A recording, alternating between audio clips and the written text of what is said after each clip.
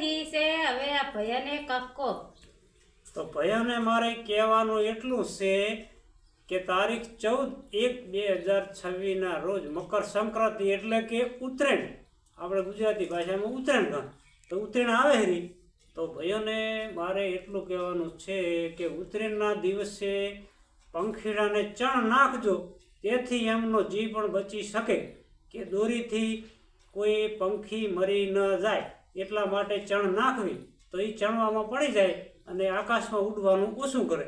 અને એક કે ઉત્તરાયણના દિવસે કૂતરાને લાડવા બનાવીને નાખવા, તેથી આપણને પુણ્ય મળે. અને ગાયોને પણ 4 પૂળો નાખવો તો આપણને પુણ્ય મળે.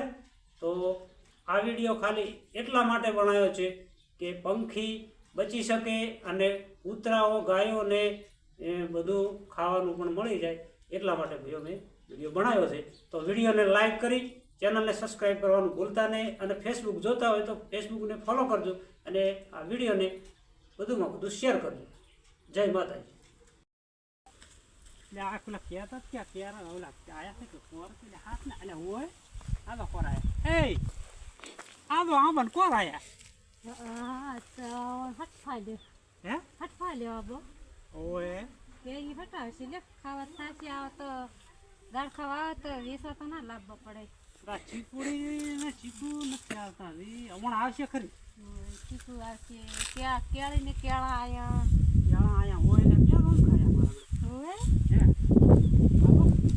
હા જોબે આયા છે ને તે એટલે આને ટેકો ભીડો ટેકો ન કાતો પાઈ દે ને કેટલો વજન થયો છે એ રે તપલો ખવા તો આમ જો આ આઈ જો આ આઈ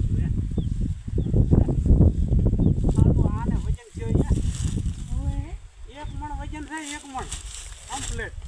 હજી તો ધ્યાન ના કરે ને પાછું પડશે ભાઈ જાય છે. આને છે ને ટેકો ભીડાવવો પડશે મારે 1 મણ વજન છે એવડો ગુમકો છે. હોય તો ફળવા તો ખાવા થાય. બબી થોડો વાપ બાદ જેમ કે ગરીબ ખાવા થાય, છોકરા ખાય આપણે ખાવા થાય.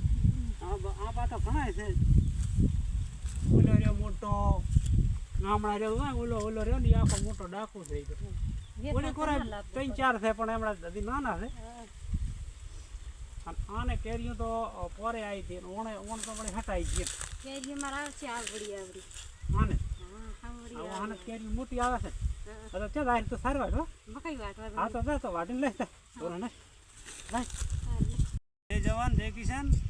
આપણે જીરું નેદવાનું ચાલુ છે હજી, અને લગભગ આજ તો નેદી નહીં રહે, થોડા ઘણું રહી જશે. કાલ લગભગ નેદી જશે. અમે તો તડકા જેવું છે પણ મને એક ઉખાણું યાદ આવ્યું છે, તો મારે તમને એક ઉખાણું પૂછવું છે. તો એક ડોશીને 12 છોકરા, 12 ને 5-5 છોકરાને મિત્રો બધા રહેતા એક જ કાચરા ઘરમાં. આનો જવાબ શું થાય તમે મને કોમેન્ટમાં જણાવજો. તો ભલે જય માતાજી.